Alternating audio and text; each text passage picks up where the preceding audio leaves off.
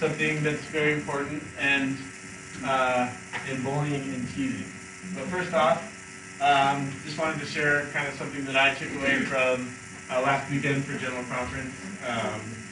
I hope that you guys were able to listen to at least some of the sessions and were able to take away some of your own ideas and thoughts. But this is something that really stood out to me with kind of a lot of people talked about sustaining the new prophet, and this is what stuck out to me. So I just like the first part where it says, I urge you to stretch beyond your current spiritual ability to receive personal revelation. For the Lord has promised that if thou shalt seek, thou shalt receive revelation upon revelation. Knowledge upon knowledge, that thou mayest know the mysteries and teachable things, that which bringeth joy, that which bringeth life eternal. Just thought I'd share with you that, and my additional testimony is that President Nelson is called of God. Transitioning into custom-related things, here's the objectives of what we're going to try and get out of today. So we can just start reading here, smoothly, the first one, and then just pass it around. Understand and bear conflict upon any boring or teasing that may occur within the kingdom at camp. No boring kinds of teasing and bullying. We'll just go over here. Understand techniques for conducting and interviewing the bullying and realize that this is absolutely critical in order to uphold our mission. Bullying, teasing, and insult directly contradicts honest belief in children as they still listen to their great examples. Cool. So that's kind of the vision of what we're going to get out of the next kind of half hour that we're together. So if you have a piece of paper, just grab. You just need like a small, like that big. If you need one, here's some paper right here. Just pass that. Go and pass it along. You need a pen and a piece of paper. Doesn't need to be very big. It can be scratch paper. It can be your homework that you turned in, you didn't get a good grade on, and you want to get rid of it. What ages do we serve camp captain? Who's it? This is your first year. Yeah, your first year, right? What ages do we serve? Remember? No. You can have 6 to 18. Perfect. Okay, so I want you guys to think back to when you were between the ages of 6 and 18. So it could be like yesteryear for some people. It could be like, I guess time's a Lego here, so it's not Hobbs here. So it could be a long, long time ago. But think of a time from when you were 6 to 16 or 18, of a time where you were bullied, or you felt like you were kind of teased, and something I'm sure a memory comes to you when you think of bullying. Like, just write it down. It doesn't need to be very, like, detailed. Just say, like, so-and-so said this, or, like, I got pushed over on the playset, or my big brother said that I smelled bad. Like, anything that comes to, the first thing that comes to mind. And it doesn't need to be very, again, it can be funny.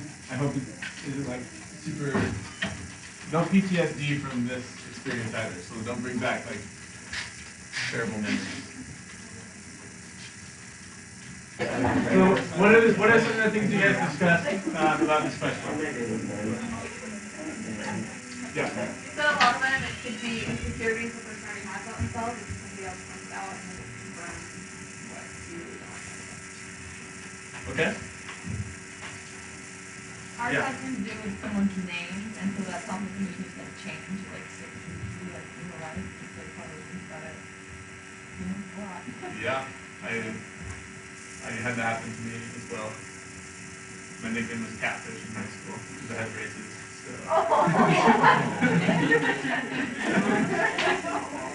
Anyways, thought it was like, because it was like the senior guys on the baseball team. I thought I was like in. Definitely not.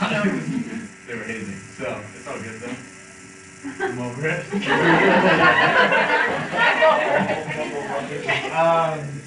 Anything else that you guys talked about or discussed? One more. In the back corner. I think got called out. Okay. So we're talking about why it's stuck in sin. I personally think that, like, when we have I don't know, I feel like experiences like that bring, like, really intense emotions. Like, you remember when, like, you didn't feel like so like, I feel like, I don't know. Like, I remember those moments because they were just like such intense feelings that I had. So definitely strikes emotions, like the teasing and bullying, and that's really what they're going after, right? So kind of what I want you guys to get from this activity is realizing that people are kind of going through a lot of different emotions at different times. So make sure that even if you like meant out of teasing or just like the goodness, just try to be like have a fun time or a good time. Just make sure it's not at the expense of other people, especially at Camp Keston, because it is such a wonderful atmosphere with that. So transitioning to this question, why does bullying happen? Why do, I guess, bullies, quote unquote, do what they do?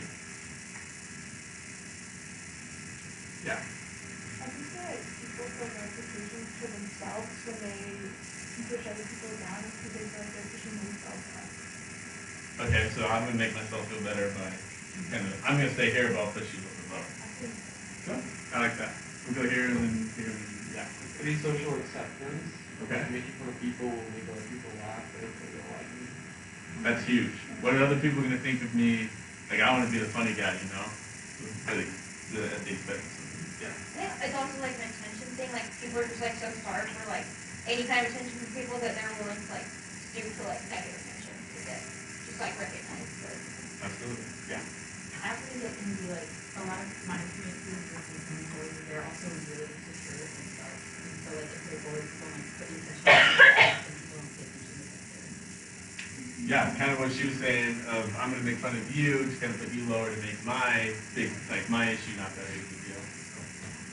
Yeah. To go along with all of these ideas, sometimes that they act out in this way because of how they were raised at home. Like maybe there's some things we don't know about, and so in order to feel better about themselves, they act out. That could be a possible issue as well. I totally agree. Yeah. I think it comes down to also carelessness. I think sometimes people become different from themselves and they forget that everyone else around them has passion. I love that. That's a good one. Anything else? So to kind of sum up what I guess everyone has been saying, bullies, or and I hate to term them as bullies because often, as you guys know, people can be both the victims of bullying and can do the act of bullying. And it's there's a statistic that I can't remember what it is. Pretty high percentage of people have like admitted to both being bullied and doing the bullying. So I don't want to give them that title, but what they do is they want to try and find control over the situation. And I don't remember who said it, but like it's a social scenario where by doing this to somebody else, they really feel like they have the control over the situation, which obviously isn't okay. So just kind of some myths of bullying. Let's go ahead and pick up wherever we stopped reading. The bullies are socially inept and have no other way inept. Bullying and teasing is extremely instinctual behavior. Try to feel weak, awkward, or otherwise asking for it. So, I've heard that these are reasons for it, but definitely running into some myths of what bullying is. So, we'll go ahead and go to kind of what the reality is. So let's go ahead and keep going with reading. bully, and tease because it is a relatively successful social strategy, and most of the time it is done in a fairly sophisticated way. Okay. Bullying and teasing is a pretty typical behavior. Not accepting her viewers, strong social connections, making it feel isolated. Okay. So I really want to talk about this third one, especially in kind of like in the Camp Keston setting. These kids are coming to camp, and I would dare to say, like almost none of the bullying that's happening in these kids' lives happens at Camp Keston.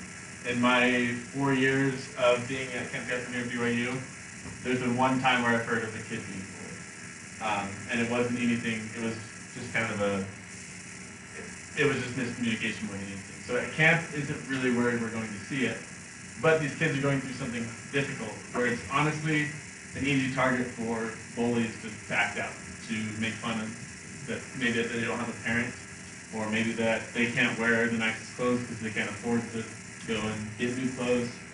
It just puts them in a very, very unique situation where they're an easy target to receive this type of bullying.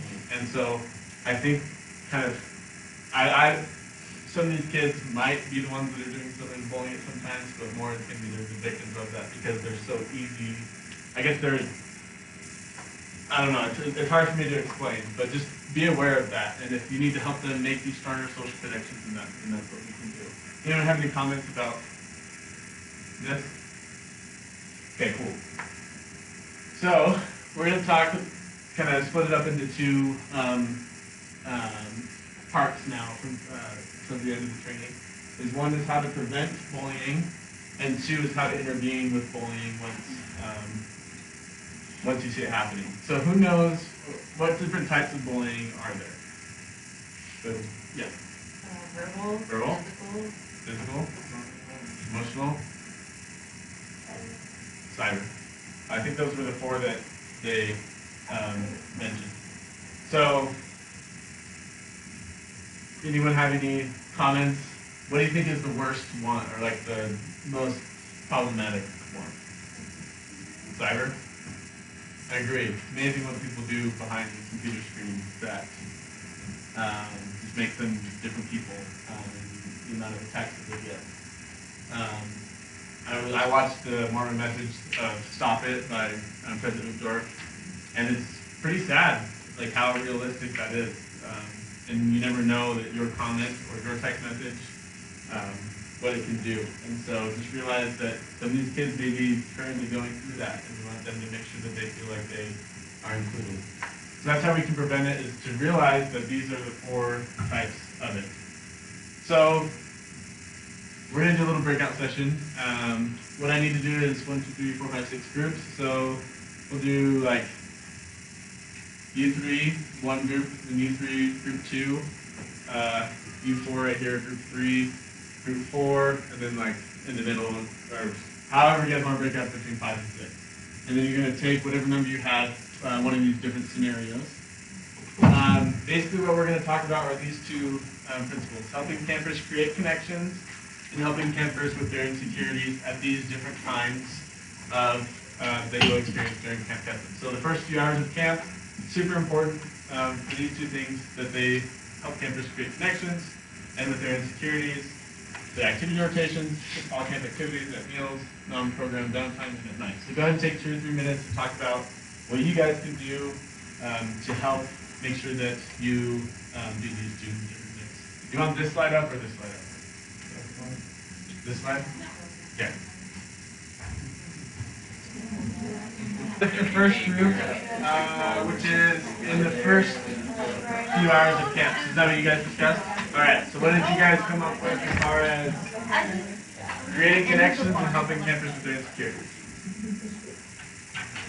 We talked a lot about just like making sure everyone kind of gets to know each other, make some names and stuff like that, so that they don't feel isolated, especially like the newer campers who haven't met everybody. It's easier for these people, especially if they aren't super outgoing. And Rita was talking about how we need to make each camper feel like listeners love lives and comfort. So it's not like they can see that they like down to my house a kid that they already know or something. But just make them all very Anything else from you guys? Cool. So we'll go to the second group you guys had during activity rotation.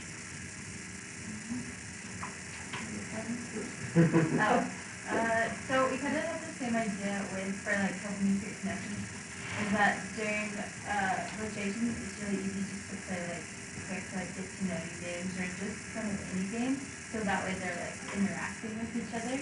And then as far as like with their insecurities is making sure that you're playing games that everyone can participate in and that everyone's comfortable with.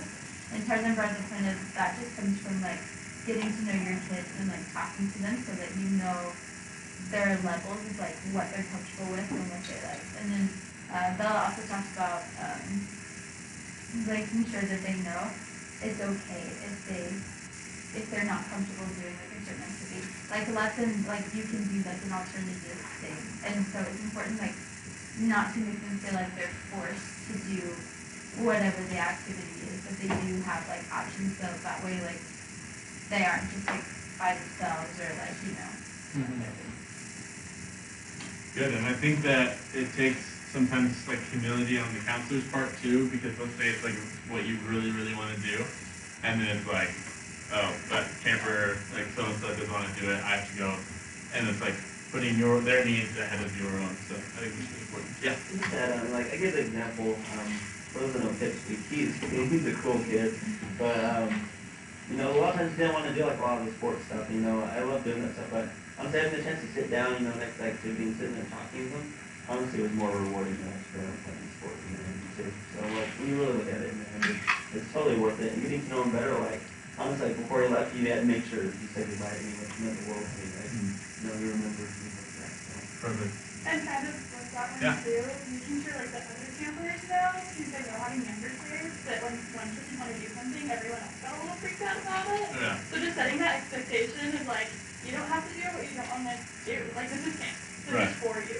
So like it's okay if someone doesn't want to do something, and that way you don't have like any potential for it. I love that. Good. Okay, group 3, during all camp activities.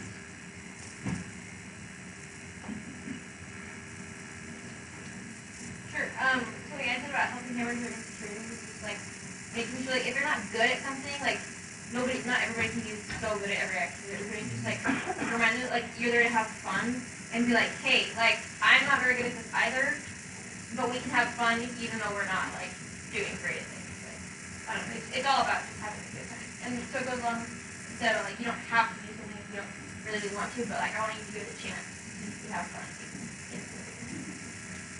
Right, and I think that's important to have the environment of like safe, loved, and respected, because then if they go and try and they like absolutely fail at it, then the group's not going to like laugh, they're going to help them be better. And you see that back when we used to have the climbing wall before it got blown over in a windstorm, you would see that, like some kids would totally be like, no, I'm not going to do it, and then at the end when they saw all their friends do it, they're like, I'm just going to try it, and some would like straight up face plant it right into the wall. And like they would be so supportive and like everyone. So I think that's really good. Anything else from you guys? Okay. Group 4 at meals. We kind of have the same idea, so with the connection. But another thing we talked about was just like initiating conversation at mealtime. A lot of kids are really good at that, but if you notice like someone that's not participating, kind of like encourage them to participate, talk to them. And then with insecurities, we talked about pointing out the things that they do well and that you notice that they are really good at, and just making sure to emphasize those. Also, I think you know that said that it's okay to admit that you also have some insecurities if you're like a friendly group. So I think that maybe vulnerability people feel more comfortable with their own vulnerability. Love it. Good. Anything else from you guys? Cool. Group 5 during non-program downtime. I don't know where you guys split up, so someone speak up, or I'll call. Oh.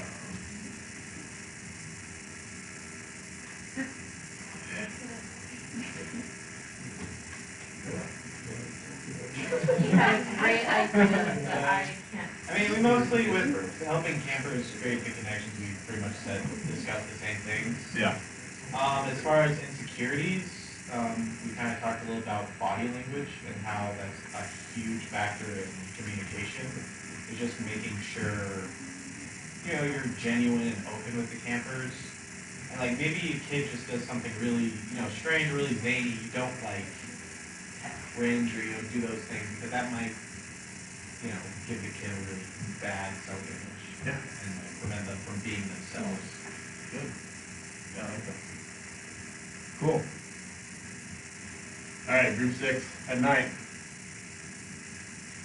We talked about habitat and how that's like normally like probably the biggest night we And that's a really important place to help the kids feel like safe, loved, and respected. We talked about even like setting rules ahead of time. Like at the beginning of camp, you kind of set your cabin rules, and like even setting rules for like we're gonna listen to each other, like when we're talking at cabin chat, and like things like that. Because I think sometimes people can even feel bullied even if other people aren't meaning to. Like you're just talking to your friend while someone else is talking, like that's hurtful, but they didn't mean to hurt somebody, you know. And so like setting rules that will like create that atmosphere of love and safety and everyone's listening to each other so that it happens. Love it. Anything else from the veterans back there? Okay, cool. In case you didn't see, there's the answers. Just kidding. So basically kind of the same things. But I think it's really important that the first one was get to know everyone. That's going to be the best way to do it. Yeah, just making sure, like, working on group unity is probably the second thing, and that really is fundamental to getting to know each other. But once you get to know each other, then the group's going to come together. And you guys have done great at explaining that, so we'll move on. Okay, so now we're talking about how to intervene when we see bullying, which, like I said, is probably not going to happen. I mean, we've got Star-Lord here, who was a camper. And did you ever, no, I probably shouldn't ask that. Did you ever see any bullying at camp? No. How many years have you been? 3? 4. 4 years? See, 4 years, you've never seen it. He's seen everything. Just kidding. But, so anyways, it could happen, so it's important that we do realize that it potentially can. But since we have such a loving atmosphere, usually it doesn't happen. But the 3 things are, number 1, get to know each other. This second one, peers have power. Yeah, let them talk to each other about it. You'll have in your groups, you'll have like your kind of rock star kids who you can go to and you can say, hey, like, I don't know if you've seen, but so-and-so's been having a hard time like feeling like part of the group. And you go talk to them and like make sure that they feel welcome. And then literally you won't see that kid by themselves like for the rest of the week. And it's amazing. So just keep an eye out for like your go-to kids who you can ask for help. You don't have to be like super specific with what's going on, but just let them work with each other, and then obviously be the adults and monitor that everything's safe. And kind of the 3 steps that they had said for us to do, which I don't want to read everything, but just kind of the big overall picture of it is 1. Obviously, you're going to see the bullies, but see them for who they are, and not like for what, what the behavior said that they were. So here's some points that you can remember. If you want to write them down, you can, or take a picture, or ask me, and I'll send it to you. Teaching, I think teaching is a very, very important step because. Like somebody said, I can't remember who said it, but sometimes it happens and they didn't mean for the bullying to happen. Just realize that there's the 2 audiences, for the bullies and for the targets. I'm not sure Camp Custom is going to be the place where we like say this is how you handle like bullying as a target, because we don't want to like, if they come and ask you like, hey, I'm being bullied at school, what can I do? I thought that this was pretty interesting, that this bullet point right there with like basically counteract bullying with like, it kind of sounds like smart aleck responses, like, oh, you're dumb, like, I know I am, like those kind of things where it kind of just like diffuses the bullying situation. So if you have that happen where kids come and ask you for advice about how to handle bullying, you can go about that, but I would not recommend you just like openly talking about this in cabin chat, like this is how we do, like this is how we handle bullying.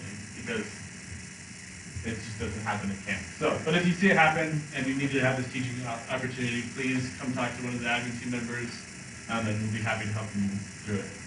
And then, like the last step said, monitor, kind of see how things go with what you've seen.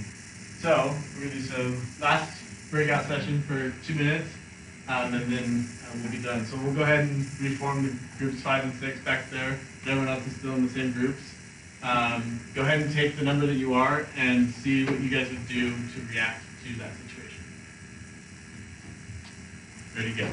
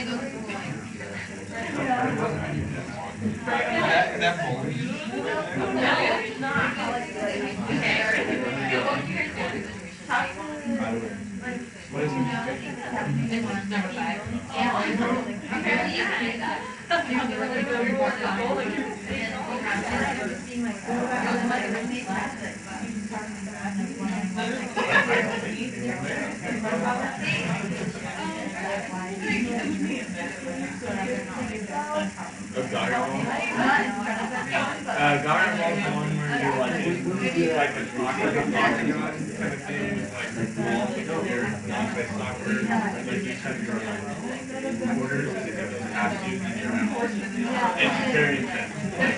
Yeah. Tears will be shed. Most likely. Whether from like being physically hurt or like emotional. We don't play it. We don't play it. We don't have a dog ball. You need like a, because that's being exposed. You can take the ball out of the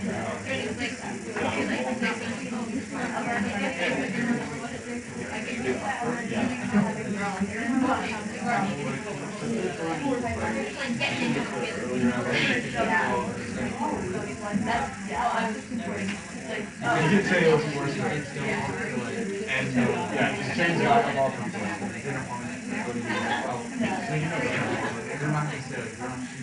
pretty intense. You know they're not supposed to do that, so it's like you said. Is that the one where you, like, you're out?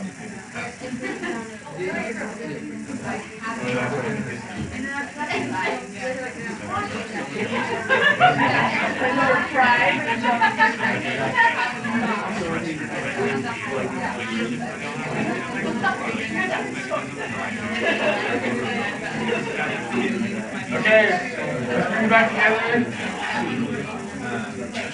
Alright, we're going to start with group 5. So someone who hasn't spoke already today, go ahead and share with group 5. Yeah. Something that Sushi mentioned is that like make things awkward. What was you said was tied?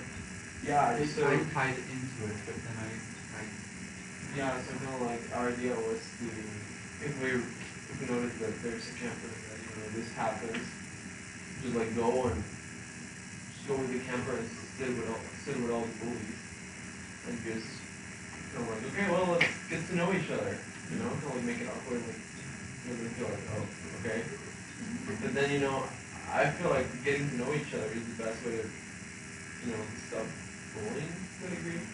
You can't hurt somebody that you know and you like, I mean, most kids have things in common, Yeah. Even if they're different, like, like, I don't know, I'm just ranting. No, I think that's good. I think this is one that would happen without like the intent of bullying, like as a joke, like, oh, you can't sit here, like, go sit by yourself. Like, I've heard that happen, but it wasn't like being serious, but somebody could definitely perceive that as like bullying. So I think that's really good. Yeah, make them sit through their awkwardness. They'll definitely learn, or not. So we'll go with group 4. Yeah. So we talked about like maybe helping them be like, oh, it's just a game, or kind of like don't think about it, or just trying to get everyone to decide. Okay, like everyone line up, we're gonna do high five, and like cheer for everyone. Perfect. Turn it into a team building activity. Love it. And Yeah. I think if they keep targeting like the 1% person who wants into the walk there, I think it's probably a person, tell that we, I don't know. I agree with the first part. I don't know either how the best way to handle that is, but definitely help the person feel like they're still a part of the group. Yeah. Cool. Group 3. Basically what we talked about was we would like, if the camper said that something that's an outcome, like what do you want out of camp, and then have them like realize that other campers came here for that just same reason, and then can make calls to take away from that, instead of Not a past strategy. I like it. And they shouldn't have that knowledge anyway, so that shouldn't be an issue. They don't have service, so perfect. You don't have service either, by the way. It's not just for them, and like no, there's no service at all. Yeah, I like that one. Okay, group 2. I'm an expert on girl gossip. No, I think one of the things that we talked about is addressing the issue. It's kind of just, not of course like in like a public area, but on the side, with a group of girls and addressing the issue just straight up. I think kind of go along with what the group we were saying. It's not exactly guilting, but it's just helping them realize like what they're doing. Kind of just having them like, well, how would you feel like, if you were doing this and things like that, and just kind of trying to squash it early. You squashed it. Yeah, you squash it. Exactly. You don't get that joke, you will in like 2 months. 2 months. Yeah, I don't get it. And so we talked about that, and even just kind of setting an example, especially encouraging others not to talk or do things like that. Why don't you go and talk with them? And we talked about there's a couple of kids in each group that are just, they're awesome, and they're there to help, and have them tag on to help and make it feel like more like that's always a gift for certain, but it's not really that big of a deal on the people. Good, I like that. Okay, group 1. So we talked about a lot of different things. One of them was just like not making a huge deal in front of the other campers that are there at the time. So I think you can do that, like that was right. The other thing we talked about was like telling them calmly that that was a great time, and then being willing to go to the back of the line with them instead of punishing them to the back of the line. Right. So it's going with them, then kind of talk about something else. Expert. Here we go. You guys are ready for camp. Cool. That's not a hand hop, right? No. Okay. Just in closing, this is something that I've kind of tried to make kind of my motto recently. Just when you meet someone, treat them as if they were in serious trouble and be right more than half the time. Camp Kessin is such a wonderful place where everyone, like really, for those who have experienced it, and for those who have yet to come to camp for the full week, it's just a time where you really feel like you belong. And really, you don't know, I would say like 90% of people at camp are going through a major problem in their life at that time, and you wouldn't even know it. And so it's just, remember that, and take that mindset that you have at camp and apply it to like your outside life. You can call people nicknames too, like camp names, not that names, but treating them like they're going through a problem, I promise, will definitely put you in a good situation, and you'll be that good influence in people's lives. So that's the end of the training that I have. There's this handout that's pretty cool if you want to look at it, but none of you will, so I just had to say that I would. So it just talks about like ways to handle bullying, but thank you guys so much for coming, and we will see you guys on Saturday. So.